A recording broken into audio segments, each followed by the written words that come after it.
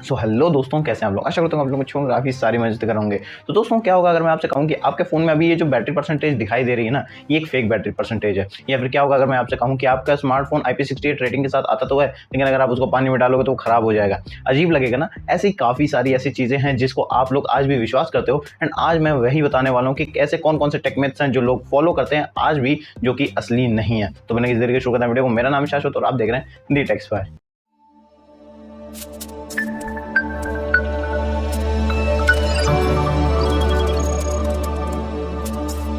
दोस्तों सबसे पहला तो आप लोगों को ये लगता होगा कि ब्लूटूथ जो है ना वो हर टाइम स्कैनिंग करता रहता है किसी भी नए डिवाइस के लिए, जो कि मैं आपको बता दूं कि असली बात नहीं है, या मैं कहूँ तो सच नहीं है। अब देखिए, काफ़ी टाइम पहले जब इनिशियल स्टेजेस में स्मार्टफोन था तब उसमें नॉर्मल ब्लूटूथ ही यूज़ होता था जो हर टाइम स्कैनिंग करता रहता था। लेकिन 2010 के बाद से हम लोगों के पास आ गई एक नई टेक्नोलॉजी जिसको कहते हैं ब्लूटूथ लो एनर्जी। अब ये जो है ये काफ़ी ज़्यादा लेस एनर्जी कंज्यूम करता है, यानी कि अगर मैं एक तरीके से कहूँ तो 10 टाइम्स लेस एनर्जी कंज्यूम करता है। उसके बाद से इसमें काफ़ी सारे इंप्रूवमेंट्स हुए एंड आज की डेट में ब्लूटूथ सबसे कम एनर्जी कंज्यूम करता है हम लोग के स्मार्टफोन में। जहां पर अगर मैं कहूं तो ये सिर्फ तभी स्कैनिंग करता है जब आपका स्मार्टफोन की स्क्रीन ऑन रहती है एंड ब्लूटूथ का ऑप्शन भी ऑन रहता है। एंड अब काफी सारे लोगों को लगता होगा कि जो ब्लूटूथ है एंड वाईफाई है वो सेम लेवल पे बैटरी कंज्यूम करते हैं, तो ऐसा नहीं है। ब्लूटूथ आज के टाइम में 1 मिली वॉट के आसपास एनर्जी कंज्यूम करता है, वहीं पे जो वाईफाई है वो 10 से लेकर 30 मिली वॉट के आसपास एनर्जी कंज्यूम करता है। साथ ही साथ यहाँ पे अगर मैं LTE की बात करूँ तो वो 30 मिली वॉट से भी ज्यादा की एनर्जी कंज्यूम करता है। यानी कि अगर देखा जाए कनेक्टिविटी ऑप्शंस में तो सबसे ज्यादा एनर्जी जो कंज्यूम करता है वो है आपका सिम। यानी कि अगर आप 2 सिम या 1 सिम यूज करते हो, 1 सिम तो हर कोई यूज करता है, लेकिन अगर आप 2 सिम यूज करते हो तो आपकी बैटरी सबसे ज्यादा डाउन होगी। तो यहाँ पे जो लोग ये सोचते थे कि ब्लूटूथ जो है एनर्जी ज्यादा कंज्यूम करता है, उसको हमेशा बंद रखना चाहिए, तो ये ट्रू नहीं है एंड ये एक मिथ है।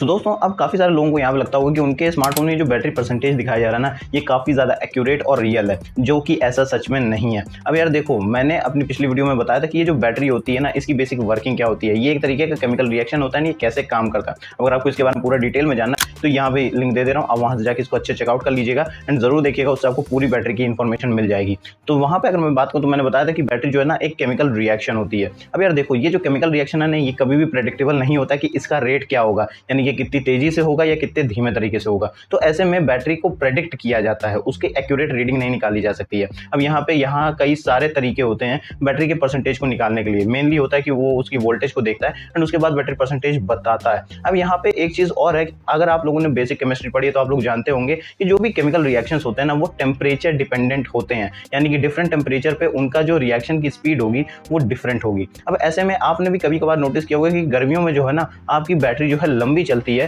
एंड चार्ज भी धीरे होती है, लेकिन वहीं पे अगर आप देखें सर्दियों में तो बैटरी चार्ज भी धीरे में होती है एंड वो खत्म भी काफ़ी ज़्यादा जल्दी होती है। तो ये टेम्परेचर की वजह से होता है एंड इसीलिए जो बैटरी परसेंटेज निकाला जाता है ना, वो इन सब सिनेरियोज को ध्यान में रख के निकाला जाता है। टेम्परेचर कैलकुलेट किया जाता है या टेम्परेचर को देखा जाता है एंड वोल्टेज को देखा जाता है एंड ऐसे कई सारे पैरामीटर्स होते हैं, उनके थ्रू फिर ये जाके एक प्रेडिक्टेबल रीडिंग निकालता है। तो अगर आपको लगता है कि ये जो बैटरी है ये एक्यूरेट है एंड हर एक कंडीशन में ऐसे रहने वाली है, तो ये गलत है एंड आज से ऐसा सोचना बंद कर दीजिएगा। तो दोस्तों आज भी काफी सारे लोगों को लगता है कि उनके स्मार्टफोन में अगर IP68 है ना तो उनका स्मार्टफोन वाटर प्रूफ है एंड काफी सारे ब्रांड्स भी इसको ऐसे ही एडवर्टाइज करते हैं कि अगर उसमें IP68 है तो वो वाटर प्रूफ है, अनब्रेकेबल, उसमें कुछ नहीं होगा। लेकिन ऐसा नहीं होता है। जितने भी ब्रांड्स हैं ना वो ये सब एक तरीके से कहा जाए तो फेक एडवर्टीजमेंट करते हैं, क्योंकि जो IP68 है ना उसका मतलब होता है कि आपका स्मार्टफोन वाटर रेजिस्टेंट है, वाटर प्रूफ नहीं है। समझे आप लोग, यानी कि वो पानी को स्मार्टफोन में घुसने से रोकने की कोशिश करता है, उसको रोकता नहीं है। एंड यहाँ पे एक और कैच है कि अगर आपका स्मार्टफोन साफ पानी में ना गिर के किसी गंदे पानी में जिसमें मिट्टी है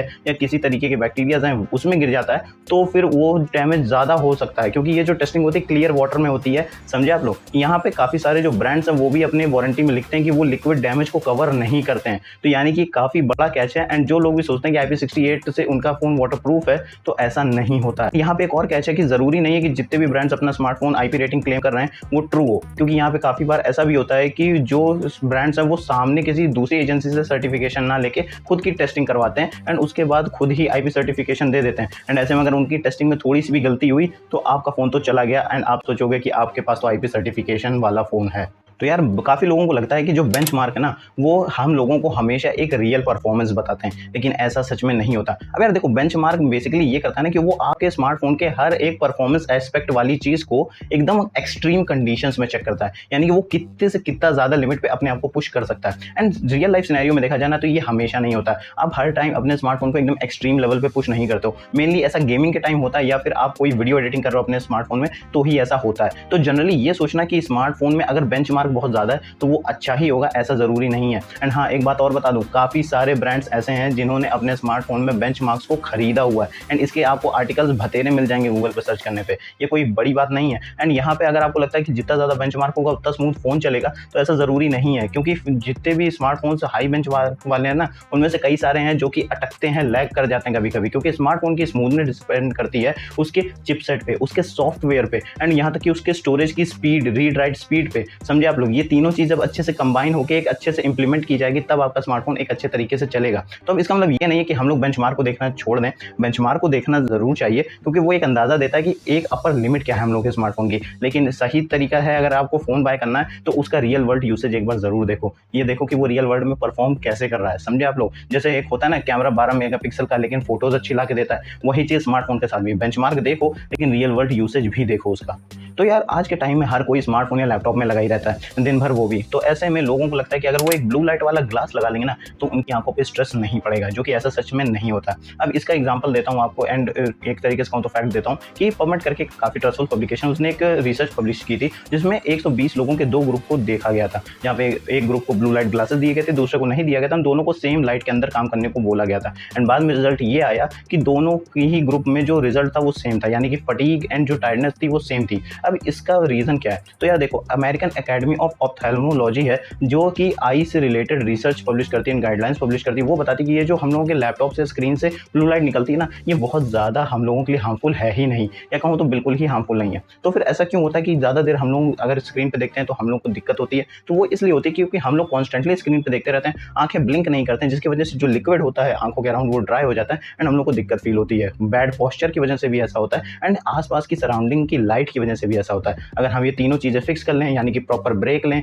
अच्छे से आंखों को ब्लिंक करते रहें एंड यहाँ पे पोस्चर मेंटेन कर लें, लाइटिंग अच्छी रखें, तो हम लोग को ये दिक्कत नहीं होगी। अब इसको प्रैक्टिस करने के लिए सिंपल सा रूल है 20-20-20 रूल। अब यहाँ पे देखिए, आपको हर 20 मिनट के बाद 20 सेकंड के लिए किसी 20 फीट दूर ऑब्जेक्ट के ऊपर फोकस करना है एंड फिर उसके बाद आप दोबारा से अपने काम पे लग सकते हो। इससे आपको प्रॉपर ब्रेक मिलता रहेगा, आपका फोकस चेंज होता रहेगा एंड आपकी आंखों को दिक्कत नहीं होगी। अब इसका मतलब ये नहीं कि ये जो ब्लू लाइट है ना ये बिल्कुल भी बेकार है, क्योंकि ये जो ब्लू लाइट ग्लासेस होते हैं ना ये हम लोगों के आंखों को ब्लू लाइट से प्रोटेक्ट करते हैं। वो कैसे करते हैं? क्योंकि ये ब्लू लाइट की इंटेंसिटी को रिड्यूस कर देते हैं। अब यार देखो, ब्लू लाइट हार्मफुल कैसे है? क्योंकि ये जो है ना ये हम लोग के सर्केडियन रिदम, यानी कि जो सन के साथ हम लोग का रिदम होता है ना उसको तोड़ती है, उसको डिस्टर्ब करती है, जिसकी वजह से अगर आप रात में ब्लू लाइट कंज्यूम कर रहे हो, यानी कि रात में आप स्मार्टफोन या लैपटॉप चला रहे हो, तो उसकी वजह से आपका जो स्लीप शेड्यूल है वो डिस्टर्ब हो जाता है, क्योंकि मेलेटोनिन हार्मोन जो है उसकी प्रोडक्शन रिड्यूस हो जाती है। तो इस चीज़ को प्रिवेंट करने के लिए ब्लू लाइट ग्लास काफ़ी अच्छा काम करता है, क्योंकि ये पहन लोगे तो ब्लू लाइट की इंटेंसिटी कम हो जाती है, सर्केडियन रिदम बिगड़ता नहीं है एंड आपको अच्छी नींद आ सकती है। या फिर ब्लू लाइट ग्लासेस को हटाना ही चाहते हो तो फिर आपके स्मार्टफोन में नाइट मोड होता है, उसको चालू कर लो एंड आप आराम से ये कर सकते हो एंड आपको कोई दिक्कत नहीं होने वाली है। तो दोस्तों ये तो थी मेरी वीडियो टॉप 5 मिथ्स के ऊपर जो आज भी लोग बिलीव करते हैं एंड उनको लगता है कि ये सच है। तो अगर आपको वीडियो पसंद है तो प्लीज़ वीडियो लाइक कर दीजिए। कमेंट में और भी कोई मिथ हो जो आपको लगता हो पता चलनी चाहिए तो उसको भी ज़रूर बताइएगा। एंड हाँ, ये वीडियो अपने हर एक फैमिली मेंबर, रिलेटिव, दोस्तों के साथ तो ज़रूर शेयर कीजिएगा ताकि उनको पूरी इन्फॉर्मेशन रहे, उनको कोई दिक्कत ना हो। साथ ही साथ अगर आप पहली बार मेरे चैनल पे आए तो मेरे चैनल को सब्सक्राइब करके बेल आइकन कॉल पे जरूर कर दीजिएगा ताकि जब भी एवरी संडे मैं ऐसी इन्फॉर्मेटिव वीडियोस लाऊं आपको नोटिफिकेशन सबसे पहले मिले। साथ साथ सोशल मीडिया हैंडल मुझे फॉलो कर लीजिएगा लेटेस्ट अपडेट्स के लिए। तब तक मिलता है अगली वीडियो में। Till then stay safe, keep exploring and Jai Hind.